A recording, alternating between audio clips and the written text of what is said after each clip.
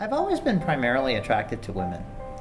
The first person I came out to was my then college girlfriend, who was a cis woman. Unlike the experience of most people I know who came out to their partners in the 1990s, she was not only supportive, but tremendously enthusiastic. After that relationship ran its course, I soon discovered she was rarer than I realized. Fast forward a decade or so, and I'm at the early stages of my own transition. At that time, I tried very hard to block out anything that looked like it might turn into a relationship. I had seen a lot of the collateral damage that transition, or more precisely, the reaction of cis people to transition, often inflicted on my friends' marriages and relationships, and I was afraid of repeating that same pattern in my own life. Fortunately, because I was in law school at the time, it was easy to find excuses why I wasn't dating anyone. After going irrevocably public in January of 2005, I figured that I would eventually date, and with any luck, marry a cis lesbian. The problem was, I never really felt comfortable in lesbian space in Las Vegas.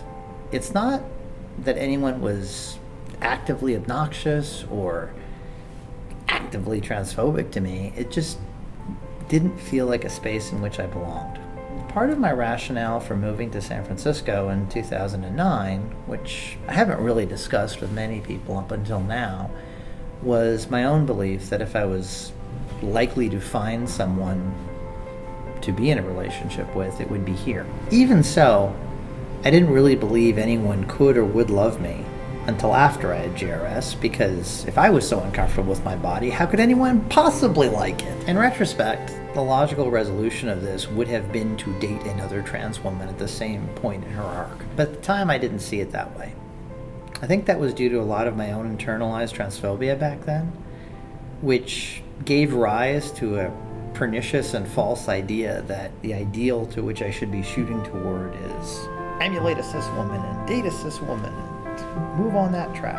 So that's where I was, until I met a woman who upended all of that. She was a lot of firsts for a number of reasons, but one of the bigger ones was the fact that while we were both lesbians, we were both preoperative. The bigger thing for me was the shared energy. I didn't have to explain what it meant to be trans. She knew, though that led to some intense moments between the two of us at times. In addition to that, when you're dating trans women, it's difficult. It's difficult if you want to date cis men or cis women. It's difficult to get over that hurdle. Right. And in some cases, it's downright dangerous. So trans women dating other trans women makes a lot of sense to me. Earlier this year, in January, we lost a trans woman of color in Bayview in San Francisco, just south of here. There's still never been anyone arrested for it.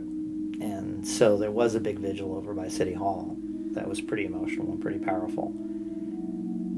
When I came out of that, and I was just struck by the fact that I needed to tell you how important you were, because what I was concerned with, I felt I might not be here tomorrow. I mean, as a white trans woman, I'm a relatively low priority target, but I'm still a target. Right.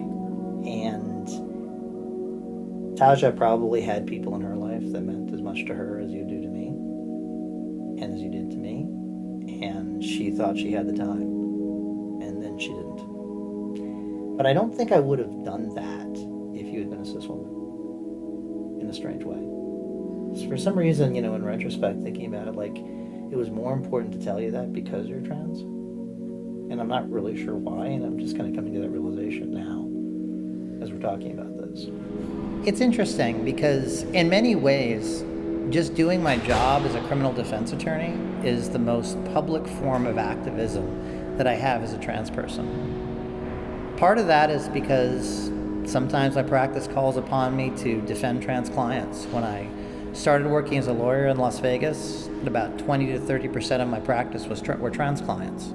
I'm still very conscious of the fact that, especially when I go out to the rural counties, I'm usually the first trans person the judge has ever met, or the DA has ever dealt with, or, at the very least, the first trans person that wasn't in custody. And that creates a bit of an interesting intersectionality dynamic. On one hand, I'm obviously a trans person, right? So that puts me into that group of others that the DA and the judge is not all that sure about. But on the other hand, I'm a lawyer. And because of that, I have privileges, and their interactions with me are governed by a certain set of rules. That's not something that my clients are that lucky to experience or to access. And that bothers me. What I try to do is to take that privilege and that access and that space to get my clients the best resolution they can, whether they're trans or not. The other thing that I think that brings up a lot for me is you get almost the Jackie Robinson syndrome, where if I'm the only trans person the DA knows or the probation officer knows, they'll ask, well, why can't your clients be like you? And it never fails to piss me off. And they're often surprised because they think they're trying to give me a compliment. And my answer is always the same, which is, unlike my clients, I wasn't beaten with an iron skillet at 5. I wasn't kicked out of the house at 12. I was lucky enough to get higher education, to have a family that would support me through this process. And that's a privilege. And it's due to a lot of luck. And that's a lot of luck that my clients often don't have and never had. So part of my job is balancing those scales. When I get aggravated, though, I think of this one situation a few years ago where I went to go visit a trans person who was in custody as a favor to somebody else. And of course, as these things often go, the prison's out in the middle of nowhere. It's hundreds of miles and ridiculous heat. I get there, the female COs basically strip search me to get me into the prison. Then they won't do a contact visit, which means I'm not even in the same room with the person. I'm behind glass with them. So I'm going into this meeting feeling pretty steamed. Not at the client, it's not her fault, but at the prison staff, the overall situation. We come in and before we can get into any sort of a conversation, she looks at me and says, "Can I ask a personal question?" I said, "Sure, go right ahead." And she says, "Are you trans?" And I feel terrible about this now, but I just snapped back because I was so frustrated, and I said, "Of course I am.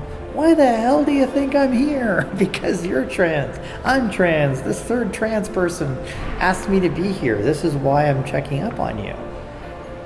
And she started to cry. And her voice got very soft from behind the glass. And she said, "I didn't know we were allowed to be lawyers." And at that point, I didn't know what to do.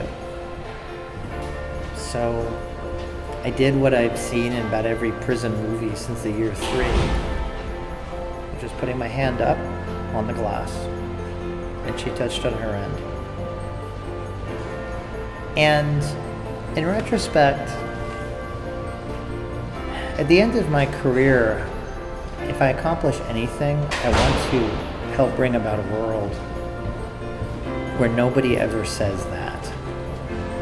Where no trans person thinks that they're not allowed to be a lawyer, or they're not allowed to be a doctor, they're not allowed to be anything they want to be.